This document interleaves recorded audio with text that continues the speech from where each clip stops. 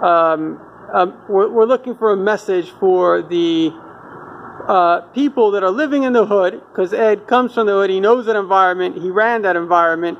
I think you were on a TV show on drug lords, or something like that. Well, no, my neighborhood was on gang wars. Out of St. Louis. There was two neighborhoods that had aired on gang wars, and my hood was one of them, which is on the Horseshoe, which is on Clarendon Avenue, and we was all blood gang members. Right. And it was hosted on gang wars that was posted all over the United States. Right. So the reason I'm asking Ed to speak is because I think he's got a message. Because he was there, he amazingly, and I really respect him, amazingly came out of that. And he's now, I know him for many years, he's a great, great man, wonderful human being. He's always growing in his relationship with God and relationship with man. And I just wanted him to speak and tell people how they can, even though it's a tough environment, how they can be good people and make it. Well, you know, for order for that to happen, you have to have someone that's going to give you a chance. You have to have someone that's going to help you and believe in you, but you also got to have the willingness and the want to get out of that environment, you know, because if you don't want to get out of that environment, you're not going to do nothing that you don't want to do. You have to be willing to do that. But if you have some help, as well as I came here to Heartland Ministry, I had been to several different places, coming in and out of prison, and I was looking for help, and I couldn't get none. So when I couldn't get that help, I resorted back to the streets because that's all that I knew. But once I came here to Heartland, I was able to have people that was love on me and that would help me to build a solid foundation. And once that foundation got built, then I was able to thrive and to be able to live like a law-abiding and a productive citizen. But none of that couldn't have happened without God. If I didn't allow God to renew and change my mindset, none of this wouldn't be possible. Mm-hmm. But with the help of God, it allowed me to change my mindset and to be able to move forward in God and do the right thing and to respect each and every man, because as God respect us and did for us, even though that we was running away from him and that I didn't want no parts of him and that I was doing all the things of the devil, the Lord and God still had his hand out at me. And so I was able to embrace my process, because everyone, whether you realize it or not, but everyone has their own process. And my process may be different from your process, because the road to get me to what my process is at now, you took a different road. Everyone takes a different road, but you have to embrace your process and understand that you have a process. And once you come to understand that you have a process, then you begin to embrace that and begin to move forward in life. Right. You know, God had blessed me tremendously. He's constantly blessing me. He's constantly renewing my mind. Each day my mind has to be renewed and stay grounded and rooted in him. Other than that, because if it don't, and then evil creep in, the bad things creep in, and you begin to allow yourself to fall a victim of your environment. You know, as long as I stay in a positive environment, I'm gonna be positive. Right. You know, and so I just do that. I just do what God wants me to do and just stay faithful. Yeah, that's cool. That's cool. And so let's you know. So I guess practically speaking, what advice would you have? Let's say, okay, what you're saying is that somebody has to want to change. Okay, let's say somebody wants to change. What should he do now? Should he call Heartland and say, I want to come to Heartland? I mean, what's your advice? Well, you know, everyone is not around Heartland. Yeah, a place like Heartland, you want to connect to some place. You have Teen Challenge. You have different other real faith-based places, and some places that's not faith-based, that's willing to help you. Yeah. Now, if you can get a job, because, okay, I come out of prison. Yeah. And I need a job. Yeah. So I get out of prison and I get a job working at McDonald's or some fast food restaurant, because that's the only place that's going to hire a convicted felon. Sure. So I get a job there. Okay. My first week there, I worked My first month, I worked a couple of weeks, and I don't even get 40 hours. Yeah. So now it's time to get paid. Yeah. So when my check come out, my net gross is about $250. Whoa. So by the time that they take out all the money that the state and the medical and everybody that owe, it leaves me with maybe $75, $80. Right. So now I'm staying with someone. They have to have something. Yeah. I have to be able to give them something. That I'm staying with someone, wherever I'm staying. Sure. Then I have to be able to get back and forth to work. Then I got to be able to provide food for myself throughout the week or throughout the 2 weeks. Right. Yeah.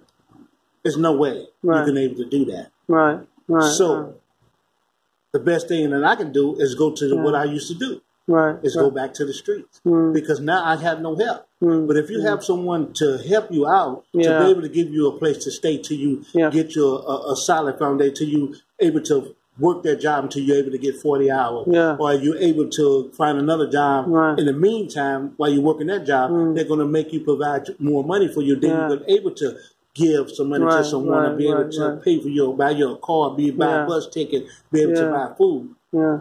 But it's a process and everything. So you have to have someone that's willing to help you and willing to give you something until you're able to get something. Yeah, sure. But 90% of the people that come out of prison they don't have that. You don't have no support. Right. You see what I'm saying? Because even if someone don't charge you rent or money, you still got to have something to survive to get back and forth to work. Yeah. So $75 is not going to get you back and forth to work for 2 weeks, and baby, you be able to eat and for you to be able to survive off of it. And don't have a habit as far as smoking cigarettes or you like to eat fast food stuff or something like that, because you really ain't gonna make it because all that stuff costs, you know. And so if you don't have no one helping you, it's really rough to gain your feet on solid ground. Yeah. You know. Well, all I can say is I've been coming back and forth to Heartland for many years. I'm a rabbi, and it's a Christian, basically like a rehab place, and they offer jobs to people, and I've seen so many lives change, and I've seen you over the years, and first time I saw you, you were still quite, I don't know if rough and tough, but you were a tough guy, you know, and now I see that you're relaxed and you're calm, and you know, you were always smart, always knew what you're talking about, but to see, like you know, just to see you feeling safe and productive, a productive member of society, you know what I mean? To me, it's like, and I think your message, which really needs to go to maybe the government, needs to go to other places to, you know, what you're basically saying is there got to be centers that welcome people, give them the jobs, give them the spiritual training, and that's the only hope for people to really move forward. Well, and in a sense, it's really not the spirit of temper, because see, it's only based on the individual what he chooses to receive. Yeah. But you have to have something that's going to renew a person's mind. They're going to change them from their old mindset and give them a new mindset to go by. Because if my mind had not been renewed, I'll still be going back to do the things that I used to do. But once my mind got renewed, then I know that them things that I used to do, I no longer want to do them. I want to do something else. And so therefore, it gave me a platform to reach out and to search other things to do. Yeah. That's positive and not negative, because that's the only thing. When I grew up around all negativity. I was seeing it all my life in the streets. You see what I'm saying? Because I grew up in the street, because I lived in the street, because in the hood is in the streets. You see what I'm saying? When you out in a rural, when you out in the suburbs, that's not the hood. You're not seeing the things that I used to see. I was exposed to, as far as drugs being sold on every corner, people walking around drinking alcohol. Cigarettes and crime. You hear gunshots all the time. You hear sirens up and down the streets constantly 24/7. When you stay in the suburbs, you don't see all that. You just see nice old people pulling up, coming on from working like that. And you're in the house, and you maybe come out, you and your friend are playing. From where I'm from, you don't see that. I see. You see what I'm saying? So I was been raised up into that. So of course I'm going to choose that to be the lifestyle, because I think that it was prosperity. In my environment that I was in.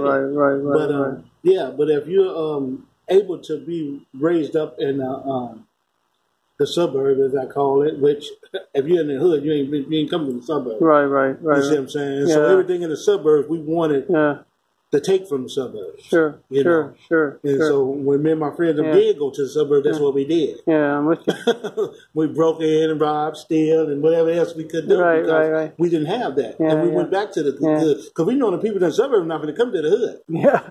So we didn't worry about them coming because we sent the police. Right. But then we had problems with them. So, you know, it came with that we had to deal with them in the way that we dealt with them.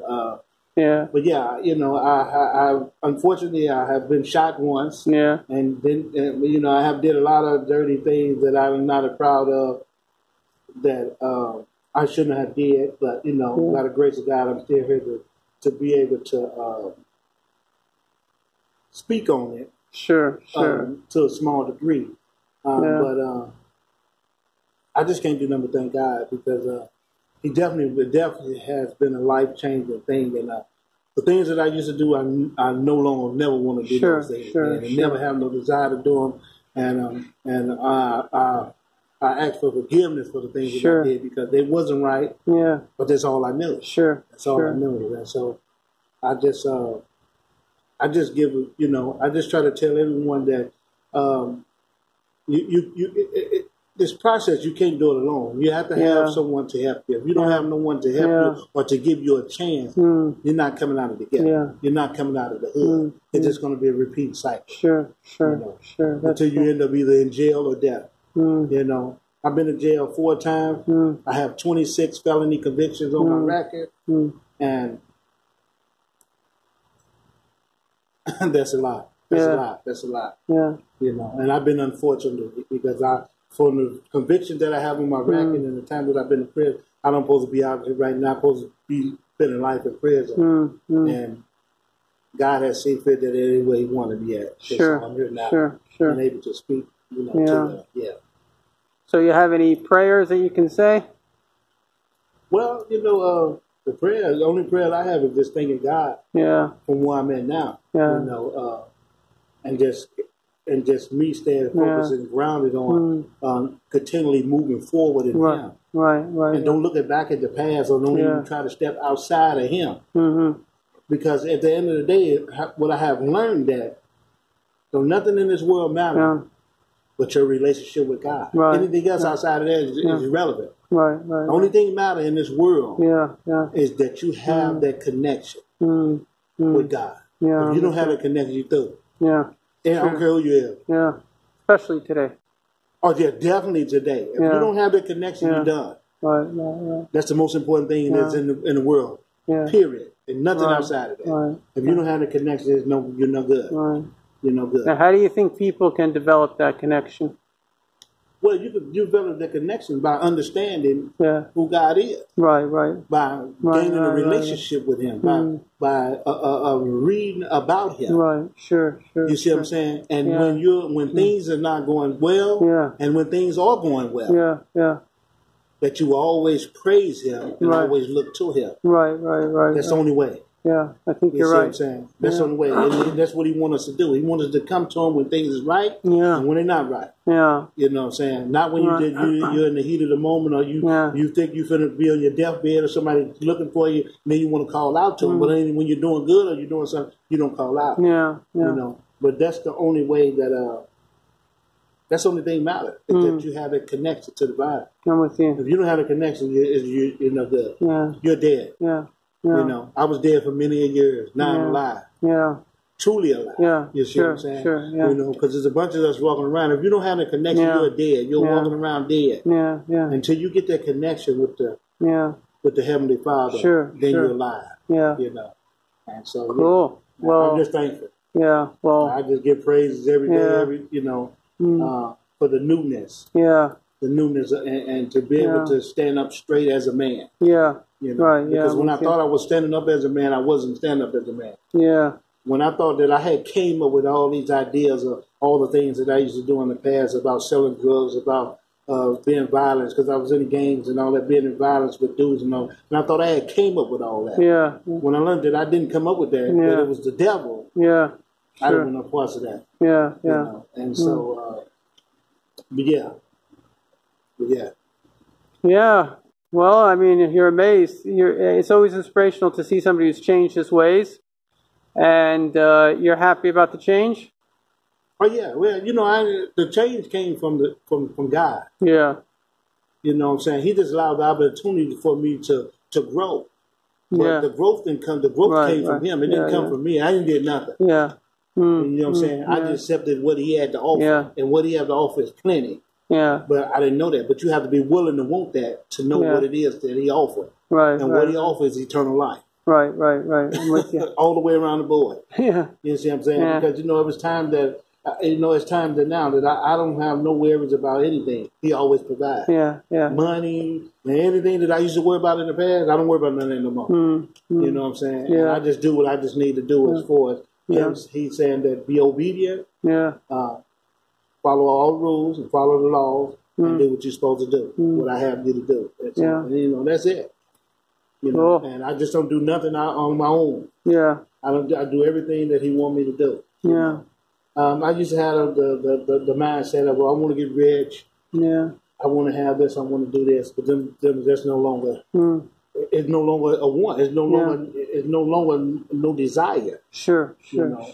All that's been took away from. Right. Right. They're just trying to be people and try to give the love that's been given to me. So, and once you come into that connection of that line, that's all you want to do. Yeah. You want to give that love back that's been given to you. Right. But trust me, it's been given because I'd have been, like I said, I got 26 felony convictions, so I'd have been down the road. Yeah, right. And it's been a lot of hard midnights in prison, out of prison, and just, just moving around and just been, and a lot of loneliness. Sure. You know what I'm saying? Because Satan had me captivated, and he had me to the point of where I didn't want to be around nobody. I was always a loner, in and out of town, and just doing all kind of stuff that they had no business doing. But when you gain your connection, you want to get to know people. You want to be around people, right? Because that's what it's about. Yeah, that's what the connection about people. Because no matter whatever religion you claim or whatever faith you is or whatever, we all got one thing in common: that we was made in the likeness and the image. Sure. And we all breathe and bleed the same way. Right. So we was all made from the same person. So it don't really matter. Right. None of that, all the other stuff don't even matter. Yeah, right. What matters that we is brothers and sisters. Yeah, absolutely. Yeah. Up under God. Yeah. No matter whatever it is you claim, whatever. Yeah. So, at the end of the day, the things that I used to do to people, I couldn't do that to them. Yeah. Sure. I couldn't flick the harm or the stuff. At that point in time, my heart was cold and like a stone. Yeah, sure. But now it's soft as cotton. Yeah. And I'm ready to say that, and I can say that and smile about it. But I remember many years ago when the Lord began to work on me, I couldn't understand that. I couldn't get a grip with that. Right. But I began to get soft. Sure. That wasn't even on the plate where I come from. Soft or crying or none of that went on the plate. But at the drop of a dime, it can happen now. Yeah. I can get emotional. I can hear a message, or I can hear somebody testimony, or just hear somebody talk and just break down and get emotional. When at a time, it wouldn't have been that way. Right. It would have been hard to get me to that point. Right. Yeah. Matter of fact, I wouldn't even never got to that point. Yeah. It was always that shield that was up that a man don't cry. Yeah. That's what I was raised, and that's how I was raised, and that's how I was taught. Yeah. But a real man cries. Right. You see what I'm saying? At any time. Right. You know what I'm saying? Because you might have your kids, something happen to your kids, something happen to your wife, or something can happen to one of your family members. Yeah. And a man get emotional. Yeah. Right. Yeah. Ed, you're awesome. Thank you. No, well, we know who also. Yeah. You know what I'm saying? He just lived in me, but I take no credit. I can't take no credit for nothing. Yeah. I'll just be obedient. Yeah. That's what we have to do. We just have to be obedient. Yeah. Well, that's what God says. See, I put before you the light and the darkness, good and evil. You listen to me, you'll get the blessing. It's simple. Right. Nothing's changed. Right. It just have to be the one that. It just have to be what you choose. Yeah. It just have to be what you choose. You have to, like you said, He put light and darkness before you. Now, which one you're going to choose? Yeah. Yeah. And many years I have been with darkness. Yeah. And I gave darkness 100%. Yeah. But I have to get the Lord 1,000. Right. That's what I strive to get 1,000%. Right. there's no limit for real. Yeah. But I just give it to show the margin of the from 100 to 1,000. Yeah. That's what I'm giving the Lord. Yeah. But there's really no extent on what I give him. I give him my life. Yeah. Because I did give the devil my life. I didn't know it, but I did. He played with it several times. Yeah. But by the grace of God, he didn't allow him to take it. You know? Yeah. He see that for his time such as this, that I was needed. You know, and many other times that I'm going to be needed. Yeah. To speak or to just be an encouragement if I can to anyone. Sure. You know. Sure. Yeah. I mean, in a way, you know, to run a drug operation takes a brain, and so God gave you that mind, and you're able to use that mind for the good, just like you could use it for the bad. Right. But yeah, I had to tell him that. I had to take that over to a business mindset. You know, and that was just one of the. That's just a gift that he give. We give many of them out, but there was just one that he had gave me to have that business mindset. And so from doing the wrong thing, I challenged it to be a good thing. You know, so I've had several businesses since I have came to the faith on my own, and also have a small business now. I have wholesale licenses and things like that now.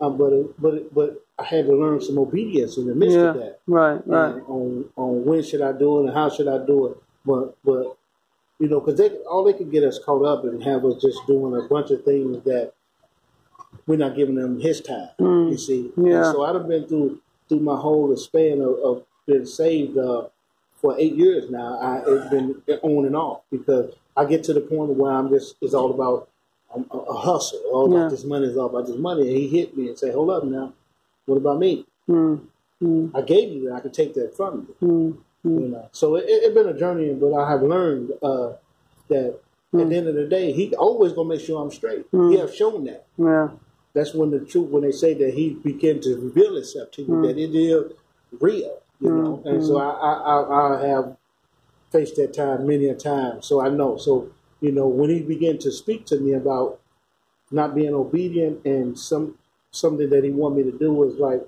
when put my hustle or putting the business before him, and he let me know I can stop this. I gave it to him, and you know, many times he have did that. He have stopped it, but he'll close the door, but he opened the door. You see what I'm saying? He'll close many doors, but he also opened a many door. But he never left me where I was dry because that was Satan do to you. When I was in the streets, he gave me a bunch of money, a bunch of cars, a bunch of houses, a bunch of fame, a bunch of real estate. Then he took it away from me. Then I went to prison, and I'm talking to him, thinking that I'm going to come up with these old schemes. I'm going to get. I'm not going to get caught up that way. I'm not going to do this. I'm going to make this much money, and come out and do that. But then you go back to the same thing. See, but with the Lord, I've been serving the Lord for 8 years. It's been up. It ain't no down. It's been the steady going up the ladder. As long as I stay faithful, it's been steady going up the ladder. Never increased, never even dropped down, not one time since I've been out for 8 years. As long as I've ever been out. Because I've been in prison right now. And he know that, I know that. You know, this is as long as I ever been out of jail since I started going to jail. Yeah. As long as I ever been out on the street. You know. So basically, if you're faithful to God, God will be faithful to you. Oh, yeah, most definitely. Yeah. And I've had my driver's license for 2 years now. Yeah. And never had a driver's license. Never had them. I didn't need them on the street. When I was in the street, never had them. Just didn't have them for 2 years. But it's I've been driving all my life, but it don't even really, it's not really big. But I do got them now. Yeah, that's cool. That's I never good had for you. them. Good for you. Yeah, I never had them. I got them 2 years ago. Good for you. And never had them the whole time. But there's a bunch of stuff like that happened, you know. But yeah. Cool. Well, hope you go from strength to strength and inspiration. Yeah. Yeah.